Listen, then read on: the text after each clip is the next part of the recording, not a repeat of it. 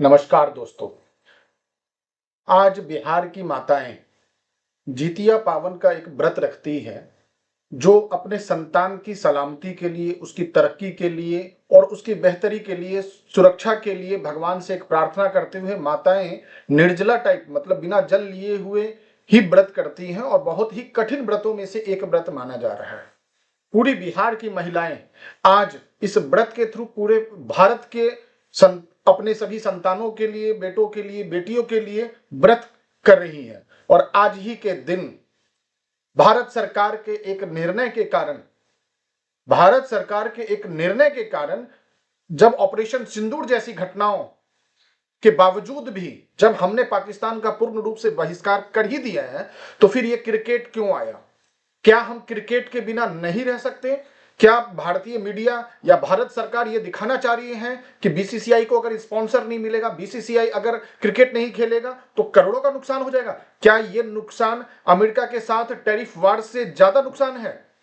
ये हमें सोचना चाहिए कि क्या बीजेपी या जो सरकार है वो अपने हिसाब से देश के लोगों की मानसिक स्थिति को या एजेंडा को तय करेगी, जबकि पता है कि जो उन्होंने हरकत किया है पाकिस्तान वालों ने वो कहीं से भी उचित नहीं था, ना मानवीय स्तर पर था, ना ही वो पड़ोसी के स्तर पर था। मेरा एक सवाल है भारत की सरकार के साथ आज अगर और जनता के साथ भी, आज अगर हमारे पड़ोस में हमारा पड़ोसी हमारे संतान को, हमारे बच्चे का अगर मर्डर कर दे, तो हम उसके साथ दोस्ताना क्रिकेट खेलेंगे या फिर हम उसके साथ कोर्ट कचहरी करके उसको न्याय, अपने बच्चे को न्याय दिलाने की कोशिश करेंगे और उस हत्यारे को और उस तरह की मानसिक प्रवृत्ति वाले लोगों को हम लोग ना मतलब कड़ी से कड़ी सजा दिलाने की कोशिश करेंगे। लेकिन जो भारत सरकार का जो ये तरीका है कि नुकसान हो जाएगा, ये एक पैरामीटर है। अरे नुकसान और पैरामीटर अगर की आप बात करते हैं तो अमेरिका के टैरिफ वार में आपने क्यों नहीं फिर अपना सिर झुकाया?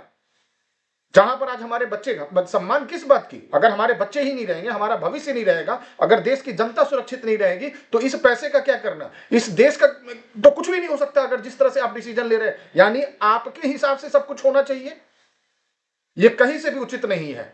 तो मैं भारत सरकार को बोल रहा हूं, ये एक बहुत ही इतिहास के लिए बहुत ही शर्मनाक हरकत है आपका। इसके लिए आपको ताउम्र और हमेशा आपको जवाबदेही देना पड़ेगा, जवाबदेही लेनी पड़ेगी आपको।